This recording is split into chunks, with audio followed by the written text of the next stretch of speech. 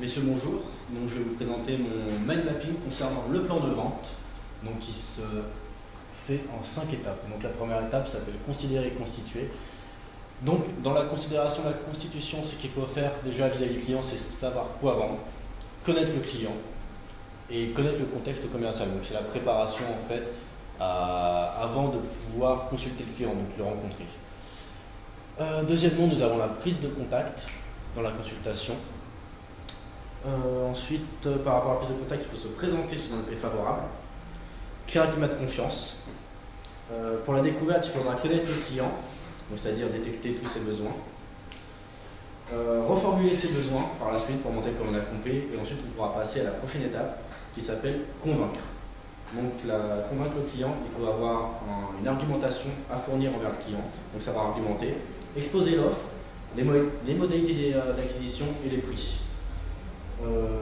Après cela, si le client a des objections, on doit tout les traiter, donc déjà avoir créé un argumentaire par rapport aux objections, savoir quoi traiter, faire en sorte d'avoir les bonnes réponses en ayant fait sur son cas, savoir tout en fait, tout gérer par rapport à lui en fait. C'est-à-dire en fonction d'une objection, réussir à le contrer. Donc en gros il faut comprendre l'objection, obtenir l'adhésion du client et veiller à sa marge par la suite. Après cela, on peut passer à la partie numéro 4 qui s'appelle concrétiser.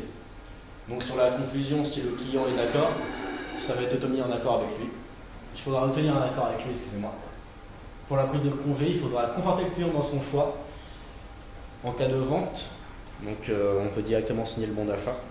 Et en cas de non-vente, on peut quand même lui passer une carte de visite pour plus tard, si le client pour revenir, on essaie toujours de garder dans notre base de données entre guillemets pour pouvoir justement le faire revenir. Comment? D'accord. Donc moi de mon côté, je me chargerai de vous montrer le traitement d'objection sur une vidéo suivante.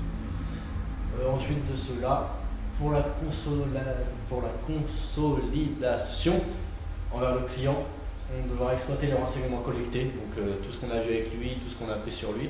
On note tout, on garde tout, comme ça on pourra, pour le futur, on saura déjà s'acclimater par rapport à lui. Donc pérenniser la relation, c'est le suivi qu'il faudra effectuer avec lui. Voilà, c'était le plan de vente. Mind map, Gado Kevin, section BTS NRC 21.